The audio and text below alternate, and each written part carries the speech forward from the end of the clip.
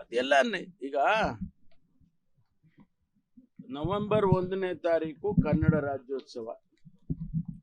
ರಾಜ್ಯೋತ್ಸವ ಆಚರಣೆ ಮಾಡುವಾಗ 4 ಜನ ಕರೆದು ಅವರಿಗೆ ಒಂದು ಊಟ ಹಾಕಿದ್ರು ಅಂದ್ರೆ ಅದು ಒಂದು ದೊಡ್ಡ ಬೆಳವಣಿಗೆ, ರಾಜಕೀಯವಾಗಿ ಬೆಳವಣಿಗೆ ಅಂತ ವಿಶ್ಲೇಷಣೆ ಮಾಡೋದಾದ್ರೆ ಗೊತ್ತಿಲ್ಲಪ್ಪ ನನಗೆ.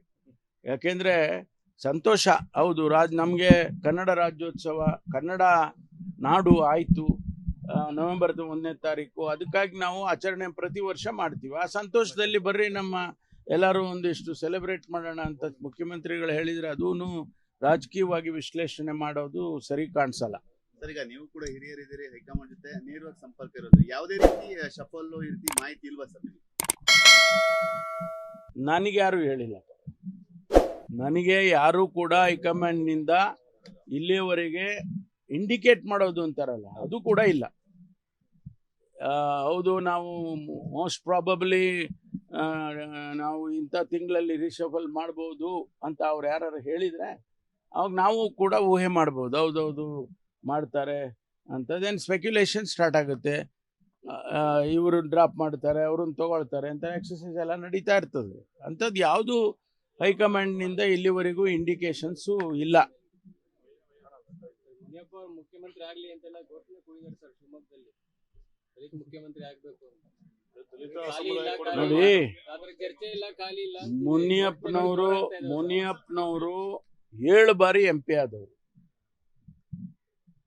ಅವರು ಅದು MP 7 ಬಾರಿ ಆಗೋದು ಅಂದ್ರೆ ಏನು ಸಾಮಾನ್ಯ ಅಲ್ಲ. ಅವರು ಹಿರಿಯರಿದ್ದಾರೆ. ಮತ್ತು ಅವರು ಕೇಂದ್ರದಲ್ಲಿ ಸಚಿವರಾಗಿದ್ದವರು. ಕೇಂದ್ರದಲ್ಲಿ ಸಚಿವರಾಗಿ ಈಗ ಬಂದು ರಾಜ್ಯದಲ್ಲಿ ಸಚಿವರಾಗಿದ್ದಾರೆ. ಸಮರ್ಥರಿದ್ದಾರೆ, ಅರ್ಹತೆ ಇದೆ. ಅದರಲ್ಲಿ ಏನು ತಪ್ಪಿದೆ? ಮುನಿಯಪ್ಪನವರು ಮುಖ್ಯಮಂತ್ರಿ ಆದರೆ ನಾನು ಸಂತೋಷ ಪಡೋನೆ. ಯಾಕೆಂದರೆ ನಾವೆಲ್ಲ ಒಂದು ವರ್ಗಕ್ಕೆ ಸೇರಿದ್ದೇವೆ. ಆದರೆ ಆ ವರ್ಗಕ್ಕೆ ಅವಕಾಶ ಸಿಗ್ತಲ್ಲ ಅನ್ನುವಂಥದ್ದು ಸಂತೋಷ ಆಗುತ್ತೆ.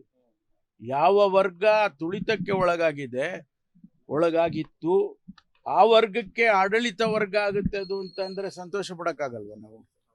ಅದರಿಂದ ಮುನಿಯಪ್ಪನವರು ಸಮರ್ಥರಿದ್ದಾರೆ. ನಾನು ಕೂಡ ಅವ್ರು ಆಗೋದಾದ್ರೆ ನಾನು ಸಂತೋಷ ಪಡ್ತೀನಿ.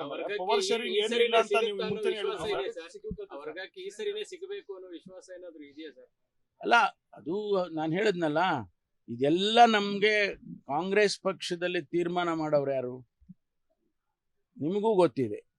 ಯಾರೋ ನಾವು ಇಲ್ಲಿ ಕೂತ್ಕೊಂಡು ಕರ್ನಾಟಕದಲ್ಲಿ 4 ಜನ ಹೇಳಿದರೆ ಆಗೋದಿಲ್ಲ. ಹೈಕಮಾಂಡ್ನವರು ವಿಶ್ಲೇಷಣೆ ಮಾಡ್ತಾರೆ. ಈಗ ಬಿಹಾರದ ಎಲೆಕ್ಷನ್ ನಡೀತಾ ಇದೆ. ಎಲೆಕ್ಷನ್ ಆದಮೇಲೆ ಬಹುಶಃ ಇದಕ್ಕೇನಾದರೂ ಅಂಥ ಅವಶ್ಯಕತೆ ಇದ್ರೆ ಅವರೇ ಮಾಡ್ತಾರೆ. ನವೆಂಬರ್ 11 ಡೆಲ್ಲಿಗೆ ಹೋಗ್ತಾ ಇದ್ದಾರೆ ಸರ್. ರಾಹುಲ್ ಗಾಂಧಿ ಭೇಟಿಗೆ ಸಮಯ ಕೇಳಿದ್ದಾರೆ. CM ಕೂಡ 15ಕ್ಕೆ ಹೋಗ್ತಾ ಇದ್ದಾರೆ.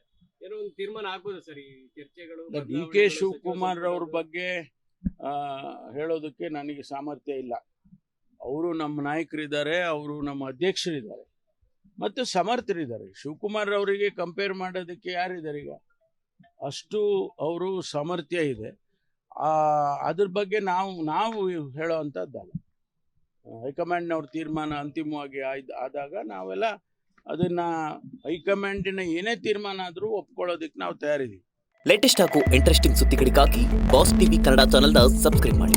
ಹಾಗೆಯೇ ಬೆಲ್ ಐಕಾನ್ ಪ್ರೆಸ್ ಮಾಡಿ. ಇದರ ಜೊತೆಗೆ ಫೇಸ್ಬುಕ್, ಇನ್ಸ್ಟಾಗ್ರಾಮ್, ಎಕ್ಸ್ನಲ್ಲೂ ಮಿಸ್ ಮಾಡದೆ ಫಾಲೋ ಮಾಡಿ.